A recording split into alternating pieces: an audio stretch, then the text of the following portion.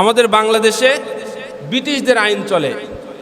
ব্রিটিশরা যে আইনগুলো রেখে গিয়েছিল সেই আইন অনুযায়ী বিচার বিভাগ, সাধারণত বিচার বিভাগ, আইন বিভাগগুলো চলে।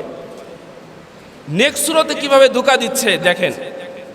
আমাদেরকে বলা হচ্ছে ধর্মনিরপেক্ষতাবাদ, অর্থাৎ সকল ধর্মের মানুষ নিজ নিজ ধর্ম তার ব্যক্তিগত জীবনে পালন করবে, কিন্তু রাষ্ট্রীয় যে অফিস আদালত যেগুলো রয়েছে সেগুলো চলবে সকলের মতামতের ভিত্তিতে।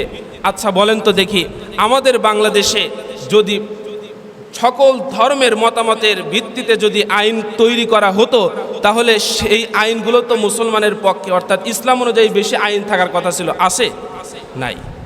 যখন আমরা বলি যে ইসলামী শরিয়া এ দেশে বাস্তবায়িত করা দরকার, তখন এক শ্রেণীর মানুষ বলে যে তাহলে হিন্দুরা কি করবে, বৌদ্ধরা কি করবে? আমাদের বাংলাদেশের সব মানুষ কি ব্রিটিশ হয়ে গেছে যে ব্রিটিশদের আইন বাংলাদেশে চলবে? আপনি পাল্টা প্রশ্ন করেন, আমাদের বাংলাদেশের সব মানুষ কি ব্রিটিশ হয়ে গেছে যে ব্রিটিশদের আইন আমাদের বাংলাদেশের সব কিছু চলবে? দেখেন, আপনি যদি বাংলাদেশে বসে ব্যক্তিগত জীবনে ধর্ম পালন করতে চান, এরকম স্বাধীনতা আমেরিকাতেও আছে, পশ্চিমা রাষ্ট্রগুলোতেও আছে। আপনি সালাত আদায় করবেন, আপনাকে টাইলস দিয়ে মসজিদ তৈরি করে দেওয়া হবে। আপনি রোজা রাখবেন, আপনাকে আপনার ইফতারির ব্যবস্থা করা হবে। আপনি আপনার ব্যক্তিগত জীবনে ইসলাম পালন করেন, কোনো সমস্যা নেই। কিন্তু বিচার বিভাগ, আইন বিভাগ, শিক্ষা ব্যবস্থা, এরপরে আরও যত অফিস আদালতগুলো রয়েছে, এগুলো তাদের নিয়ম কানুন অনুযায়ী চলবে। এটা হলো তাদের বক্তব্য। আমাদের বাংলাদেশেও যেমন চলে, ওই আপনি যেমন ব্যক্তিগত জীবনে ইসলাম পালন করার যে স্বাধীনতা, ধর্মীয় স্বাধীনতা যেটাকে বলে, তারা বলে পশ্চিমা রাষ্ট্রগুলোতেও আপনি সেই স্বাধীনতা পাবেন। তাহলে সেই রাষ্ট্র আর বাংলাদেশের মধ্যে পার্থক্য কোথায়? অর্থাৎ আমাদেরকে ধর্ম নিরপেক্ষতাবাদের নামে আমাদেরকে একটা ধোঁকা দেওয়া হচ্ছে, নেক্সট সূরাতে ধোঁকা দেওয়া হচ্ছে।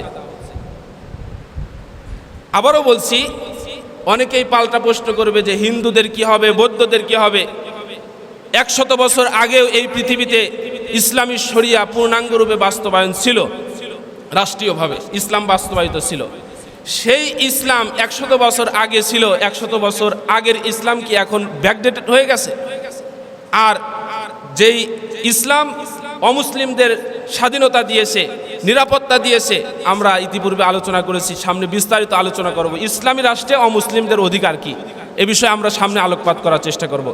অর্থাৎ এখানে যদি হিন্দু, বৌদ্ধ, খ্রিস্টান সকলেই থাকে, এরপরও আল্লাহ পাক রব্বুল আলামিন সকলের নিরাপত্তা নিশ্চিত করেছে এবং সকলের অধিকার নিশ্চিত করেছে। সামনে আরও ক্লিয়ার করবো ইনশাআল্লাহ। তো আল্লাহ পাক রব্বুল আলামিন আমাদের জন্য একটি জীবন ব্যবস্থা দিয়েছেন। আসলে ধর্ম নিরপেক্ষতাবাদের নামে যে আপনি আপনার জীবনে ইসলাম পালন করেন, আপনি আপনার ব্যক্তিগত জীবনে হিন্দু ধর্ম পালন করেন, বৌদ্ধ ধর্ম পালন করেন, খ্রিস্টান তো আপনি আপনার ব্যক্তিগত জীবনে পালন করেন, এই যে একটা নেক্সট সূরাতে ধোঁকা, এই নেক্সট সূরাতে ধোঁকা দেওয়ার মাধ্যমে ইসলামকে মানুষের মস্তিষ্ক থেকে মুছে দেওয়ার চেষ্টা করা হচ্ছে, অপচেষ্টা করা হচ্ছে এবং ইসলামকে বিকৃতভাবে উপস্থাপন করা হচ্ছে যে ইসলাম শুধুমাত্র ব্যক্তিগত জীবনেই পালন করবে, আর কোনো জায়গায় ইসলাম পালন করা যাবে না। অথচ আল্লাহ পাক রব্বুল আলামিন বলছেন যে ইসলাম হলো পরিপূর্ণ জীবন ব্যবস্থা। পৃথিবীতে যত মতবাদ রয়েছে, সকল মতবাদ আল্লাহ পাক রব্বুল আলামিন সেই অনুযায়ী জীবনযাপন করলে আমল গ্রহণ করবেন না। আমল গ্রহণ করবেন আল্লাহ পাক রব্বুল আলামিন যখন আপনি ইসলাম অনুযায়ী জীবন পরিচালনা করবেন।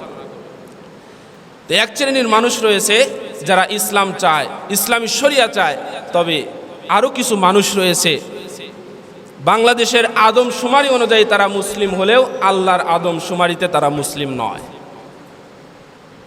আল্লাহ পাক রব্বুল আলামিন বলেন, ইউরিদুনা আন ইয়াতাহাকামু ইলাত তাগুত। আল্লাহ বলেন কিছু মানুষ রয়েছে যারা তাগুতি শাসন ব্যবস্থা কামনা করে। আল্লাহ পাক রব্বুল আলামিন বলেন তাগুত হলো তারা যারা নিজেরা আইন তৈরি করে এবং মানুষের উপরে প্রয়োগ করে, তারা হলো তাগুত। এই তাগুতি শাসন ব্যবস্থা কিছু মানুষ কামনা করে। আল্লাহ বলেন আফা হুকমাল জাহিলিয়াতি ইয়াবগুন, মানুষ কি এই জাহিলি জীবন ব্যবস্থা কামনা করে, ইসলাম ব্যতীত যত মতবাদ রয়েছে, যত জীবন ব্যবস্থা রয়েছে, সকল জীবন ব্যবস্থা হলো জাহিলিয়াত, অন্ধকার। আফা হুকমাল জাহিলিয়াত ইয়াবগুন, তারা কি জাহিলিয়াত কামনা করে, অর্থাৎ জাহিলিয়াতের জীবন ব্যবস্থা কামনা করে। আল্লাহ পাক রব্বুল আলামিন বলেন, এই জাহিলিয়াত যারা কামনা করে তাদের আমল আমি আল্লাহ কবুল করব না। তাদের চরিত্র সম্পর্কে আল্লাহ পাক রব্বুল আলামিন বলছেন, আফা হুকমাল জাহিলিয়াত ইয়াবগুন ওমান আহসানু মিনাল্লাহি হুকমান লিকাউমি ইউকিনুন।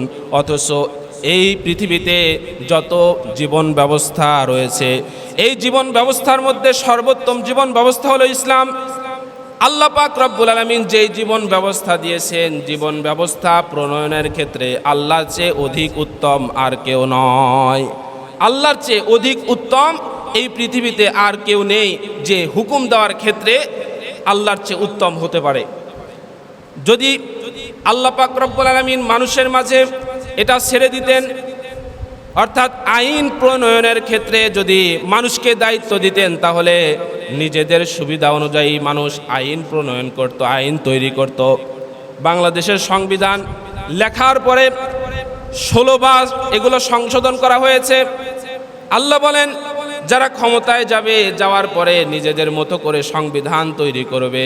এজন্য আমি আল্লাহ মানুষের জন্য এই দায়িত্বটা রেখে দেইনি, বরং আলা লাহুল খালকু ওয়াল আমর। জেনে রেখো, আমি যেমন সৃষ্টি করেছি, সৃষ্টি করে তোমাদেরকে ছেড়ে দেইনি, বরং সৃষ্টি করার পরে তোমরা কিভাবে জীবন যাপন করবে এই দায়িত্ব স্বয়ং আমি আল্লাহ নিয়েছি। আলা লাহুল খালকু ওয়াল আমর, সৃষ্টি করার দায়িত্ব যেমন আমি আল্লাহর, এই পৃথিবীর সব কিছু যেমন আমি সৃষ্টি করেছি। আল্লাহ পাক রব্বুল আলামিন অন্য আয়াতে বলেছেন, ওয়ালাহু আসলামা মান ফিস সামাওয়াতি ওয়াল আরদি তাওআও ওয়া কারহাও ওয়া ইলাইহি ইউরজাউন। মানুষ এবং জিন জাতিকে আমার ইবাদতের জন্য সৃষ্টি করেছি, আর পৃথিবীতে যত কিছু রয়েছে সব কিছু মানুষের জন্য আল্লাহ সৃষ্টি করেছেন। মানুষ কেন আমার বিধান মানবে না, কেন আমার শরিয়া মোতাবেক চলবে না, আমার দেওয়া জীবন ব্যবস্থা অনুযায়ী তারা কেন চলবে না? আল্লাহ বলেন, অথচ ওয়ালাহু আসলামা মান ফিস সামাওয়াতি ওয়াল আরদ তাওআও ওয়া কারহা, ইচ্ছায় অনিচ্ছায় মানুষ এবং জিন ব্যতীত সব কিছু আল্লাহর বিধান অনুযায়ী চলছে। এই বাতাস নিয়ন্ত্রণ করছেন আল্লাহ, এই যে বৃষ্টি নিয়ন্ত্রণ করছেন আল্লাহ, খনিজ সম্পদগুলো আল্লাহ পাক রব্বুল আলামিন নিজ দায়িত্বে পৃথিবীর মধ্যে লুকায়িত রেখেছেন। যদি বাতাসকে নিয়ন্ত্রণের দায়িত্ব পৃথিবীবাসীর উপরে ছেড়ে দিতেন, তাহলে পশ্চিমারা বাতাসগুলো নিজেদের জন্য কুক্ষিগত করে রাখত, পানিগুলো নিজেদের জন্য সুমিষ্ট, যেগুলো স্বচ্ছ পানি সেগুলো নিজেদের জন্য রাখত, যেগুলো দূষিত পানি সেগুলো বাংলাদেশের জন্য, এরপরে গরিব রাষ্ট্রগুলোর জন্য রেখে দিত। আল্লাহ পাক রব্বুল আলামিন বলছেন, এগুলো আমার নিয়ম অনুযায়ী চলে, সব কিছু আমার নিয়ম অনুযায়ী। আমি তাদেরকে বাধ্য করেছি, ইচ্ছায় অনিচ্ছায় তারা নিয়ম মানে, কিন্তু মানুষকে আমি ছেড়ে দিয়েছি। মানুষ চাইলে ফামান শাআ ফালইউমিন ওয়া মান শাআ ফালইয়াকফুর, চাইলে আমার বিধান অনুযায়ী চলতে পারে, না চাইলে আমার বিধানকে অস্বীকার করতে পারে। মানুষের উপরে আমি ছেড়ে দিয়েছি। তবে আল্লাহ পাক রব্বুল আলামিন বলেন, যদি ইসলাম অনুযায়ী জীবন পরিচালনা করো, তাহলে আমরা তো অনেকেই বলে থাকি, অনেকেই এই কথা স্পষ্টভাবে আমরা বুঝি না যে ইসলামের কথা এই মেম্বার থেকে বলা হয়। হুজুররা আলোচনা করেন, উলামায়ে কেরাম আলোচনা করেন, যদি ইসলাম মানি, যদি 5 ওয়াক্ত সালাত আদায় করি, তাহলে পরকালে জান্নাত পাবো। এই নিয়তে আমরা আলোচনাগুলো শুনি। পরকালে যেমন আপনি মুক্তি পাবেন, নাজাত পাবেন, ঠিক তেমনিভাবে ইসলাম পালন করলে দুনিয়াতেও আপনি শান্তি পাবেন। ইসলাম এমন একটি জীবন ব্যবস্থা, শুধুমাত্র সেই ইসলাম পালন করলে আপনি পরকালে যে জান্নাত পাবেন তা কিন্তু নয়, বরং এই পৃথিবীতেও আপনি শান্তি পাবেন। শান্তির জন্য ইসলাম ছাড়া আর কোনো বিকল্প কোনো জীবন ব্যবস্থা পৃথিবীতে নেই।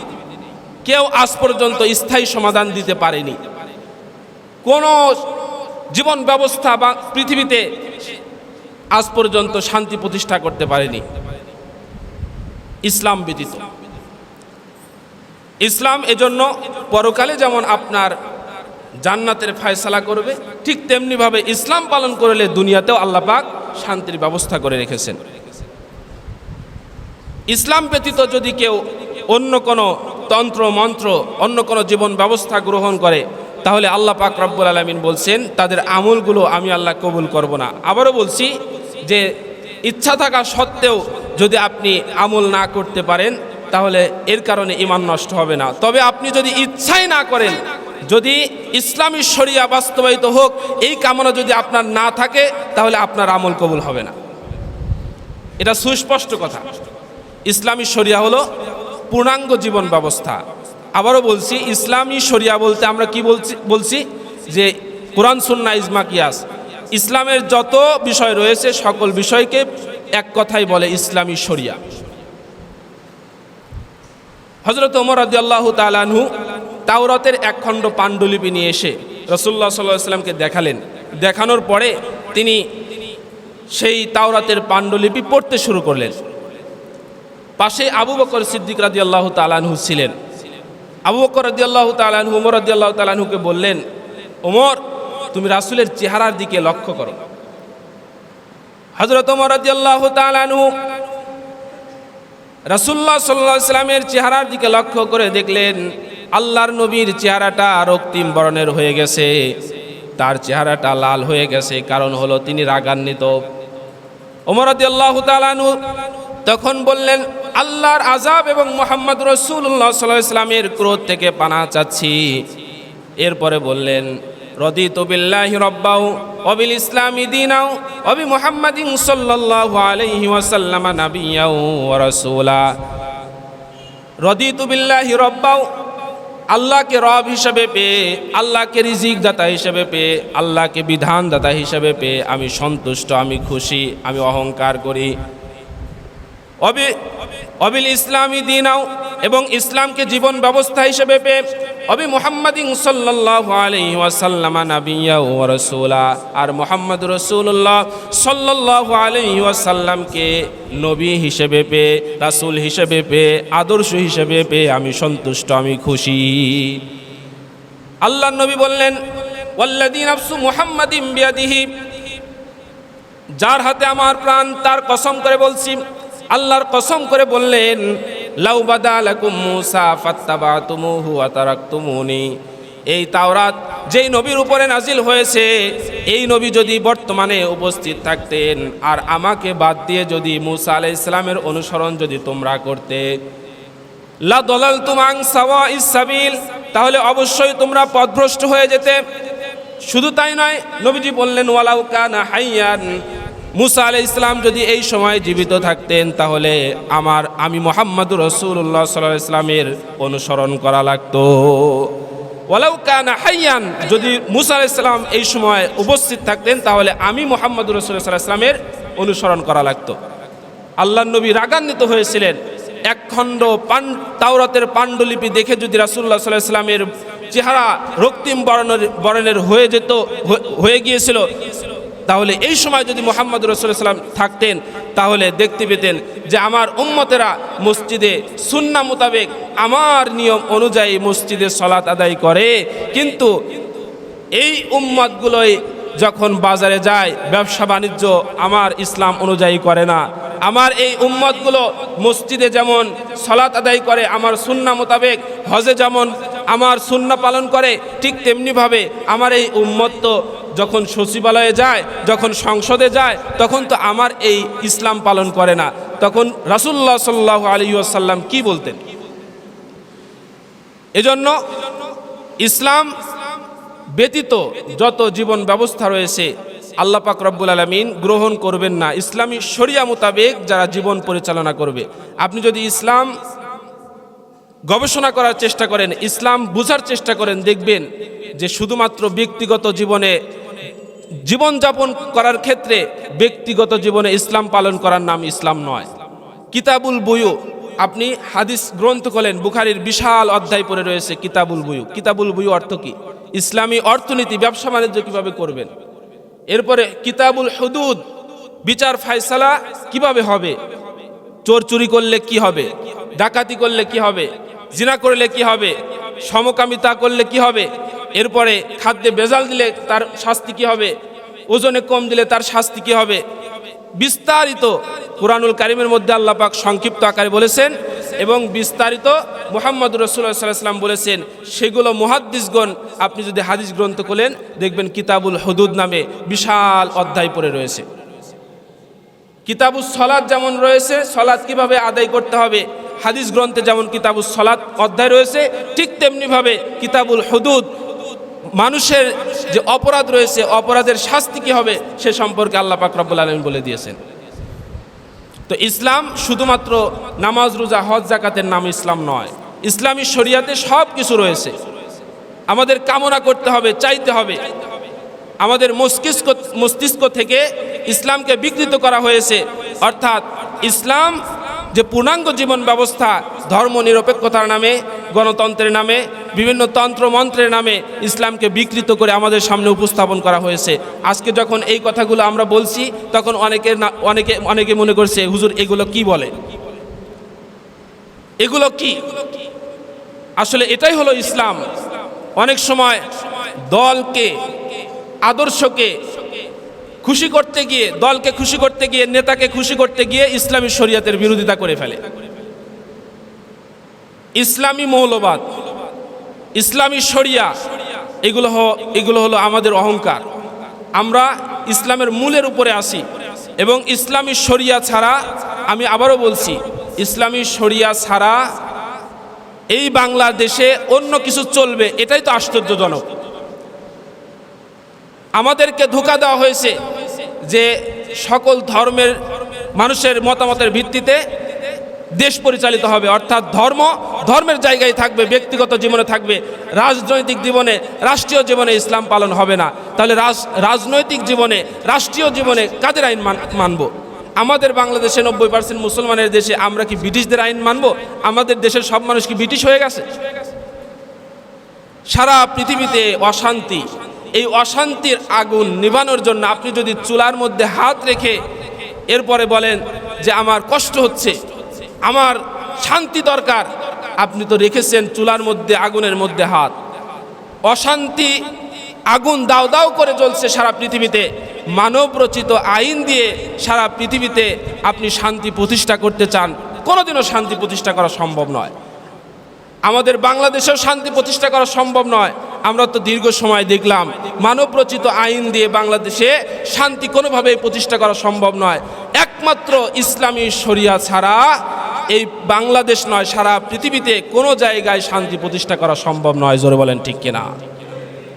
অনেকেই বলে থাকে যে বাংলাদেশে ইসলামী শরিয়া হবে, ইসলামী শরিয়া, মৌলবাদীদের উত্থান হয়ে যাচ্ছে, ইসলামী শরিয়া এটা বাংলাদেশে কায়েম হবে না, অনেকেই বিরোধিতা করে। একটি কথা আমি বলে রাখি, সেটা হলো আপনি যদি বাতাসে কান লাগান আল্লাহু আকবারের ধ্বনি ভেসে আসবে। এই বাংলার জমিনে আপনি যদি মাটি খোঁড়েন তাহলে শত শত আল্লাহর ওলিদের লাশ পাওয়া যাবে। লক্ষ লক্ষ মসজিদ রয়েছে, হাজার হাজার মাদ্রাসা রয়েছে। যে দেশের জনগণ আল্লাহু আকবারের ধ্বনির আওয়াজের মাধ্যমে রাত্রি ঘুমাতে যায় এবং আল্লাহু আকবার ধ্বনির আওয়াজের মাধ্যমে যে দেশের জনগণের ঘুম ভাঙে, যে দেশে কালিমার পতাকা মানুষ বুকে ধারণ করে চলাফেরা করে, লক্ষ লক্ষ টাকা খরচ করে হজ পালন করে, এরপরে সারাদিন কষ্ট করে রোজা রাখে, সেই দেশে আর কিছু থাক বা না থাক ইসলাম থাকবে। জোরে বলেন ঠিক কিনা? ইসলামী শরিয়া ছাড়া আগামীতে ইনশাল্লাহ আর কোনো জীবন ব্যবস্থা বাংলাদেশে কায়েম হবে না। জোরে বলেন ঠিক কিনা? এজন্য ইসলামী শরিয়া বাস্তবায়নের জন্য অবশ্যই সকলের জায়গা থেকে চেষ্টা করতে হবে। নামাজ পড়া যেমন ফরজ, রোজা রাখা যেমন ফরজ, হজ যদি কার উপরে ফরজ হয়ে থাকে তাহলে হজ পালন করা যেমন ফরজ, এই ফরজের চেয়ে বড় একটা ফরজ আন আকিমুদ্দিন, ইসলামী শরিয়াকে বাস্তবায়ন করা, দিনকে পূর্ণাঙ্গ রূপে এই জমিনে বাস্তবায়ন করা, এটাও একটা ফরজ ইবাদত। তবে সকল ফরজ ইবাদতের চেয়ে সবচেয়ে বড় ফরজ ইবাদত হলো আল্লাহর জমিনে আল্লাহর দিন বাস্তবায়িত করা। আল্লাহ পাক রব্বুল আলামিন বলেছেন ইনিল হুকমু ইল্লা লিল্লাহ, হুকুম তো একমাত্র আল্লাহর। আল্লাহ আমাদেরকে সৃষ্টি করেছেন, আল্লাহ আমাদেরকে সৃষ্টি করেছেন, আর হুকুম অন্য কারো মানব? আপনি যদি আপনার বাড়িতে কাজের লোক রেখে দেন আর যদি পাশের বাড়ির লোকের কথা অনুযায়ী চলে, আপনি কি রাখবেন? রাখবেন না। আল্লাহ পাক রব্বুল আলামিন বলছেন যদি আমার জমিনে থাকতে চাও তাহলে আমার নিয়ম অনুযায়ী, আমার শরীয়ত অনুযায়ী, আমার বিধান অনুযায়ী তোমাকে চলতে হবে। এর বাইরে যত তন্ত্র মন্ত্র রয়েছে এগুলো যদি অন্যের কথায় চলো তাহলে লা তানফুজুনা ইল্লা বিসুলতান, দুনিয়া থেকে বের হয়ে যাও। আসলে তো আমরা বের হতে পারবো না। আল্লাহ পাক বলছেন যে তোমরা অপারগ, তাহলে দুনিয়াতে যদি থাকতে চাও, শান্তি প্রতিষ্ঠা যদি করতে চাও, অবশ্যই ইসলামী শরিয়া ছাড়া আর কোনো বিকল্প ব্যবস্থা নাই। এজন্য আগামীতে আমরা যদি এই দেশে শান্তি প্রতিষ্ঠা করতে চাই, আমরা সকলেই যেমন মসজিদে সালাত আদায়ের জন্য এসেছি, এটা যেমন ফরজ ইবাদত, এই বাংলাদেশ নয় সারা পৃথিবীতে ইসলামী শরিয়া, ইসলামী হুকুমত কায়েম হোক, এটা তেমন ফরজ ইবাদত। যদি আপনি যদি না চান সালাত আদায় করার পরেও যে ইসলাম পূর্ণাঙ্গরূপে বাস্তবায়িত না হোক, আপনি যদি না চান বাংলাদেশের আদমশুমারিতে আপনার নাম মুসলিম থাকতে পারে, কিন্তু আল্লাহর আদমশুমারিতে আপনার নাম মুসলিম নয়। এজন্য সকলেরই চাওয়া দরকার। আল্লাহ পাক রব্বুল আলামিন, আমি শুরু থেকে আবার সংক্ষেপে বলছি, আমি বলেছি যে ইসলামী শরিয়া একটি পূর্ণাঙ্গ জীবন ব্যবস্থা। আল্লাহ পাক রব্বুল আলামিন মুহাম্মদ রাসূলুল্লাহ সাল্লাল্লাহু আলাইহি সাল্লামকে পাঠানোর মাধ্যমে এই দিনকে পূর্ণাঙ্গ করেছেন। আর এখানে বাড়ানোর কমানোর আর কোনো সুযোগ নেই, আর কোনো প্রয়োজনও নেই। আল্লাহ পাক রব্বুল আলামিন এই 100 বছর আগ পর্যন্ত আল্লাহর দেয়া এই শরিয়াত একটি রাষ্ট্রে পূর্ণাঙ্গরূপে বাস্তবায়িত ছিল 1924 সনে তুরস্কের খিলাফত পতনের আগ পর্যন্ত। সুতরাং আমরা 1450 বছর আগের ইসলামের কথা বলছি না, বরং আপডেট ইসলামের কথা বলছি। ইসলাম পরিপূর্ণ জীবন ব্যবস্থা, এটা কিয়ামত পর্যন্ত এটা চলমান থাকবে। এখানে আর রদ বদল, কমানো বাড়ানোর আর কোনো সুযোগ নেই। তবে আল্লাহ পাক রব্বুল আলামিন মানুষের চাহিদা অনুযায়ী ইসলামে সব কিছু সকল সমস্যার সমাধান রেখে দিয়েছেন। সুতরাং আল্লাহ পাক রব্বুল আলামিনের কাছে আমরা দোয়া করছি এই বাংলাদেশ সহ সারা পৃথিবীতে যেন ইসলামী হুকুমত কায়েম করার মাধ্যমে সারা পৃথিবীর অশান্তির আগুন যে দাও দাও করে জ্বলছে, এই অশান্তিকে শান্ত করার জন্য ইসলাম যেন আল্লাহ পাক রব্বুল আলামিন তামাম পৃথিবীতে প্রতিষ্ঠিত করেন।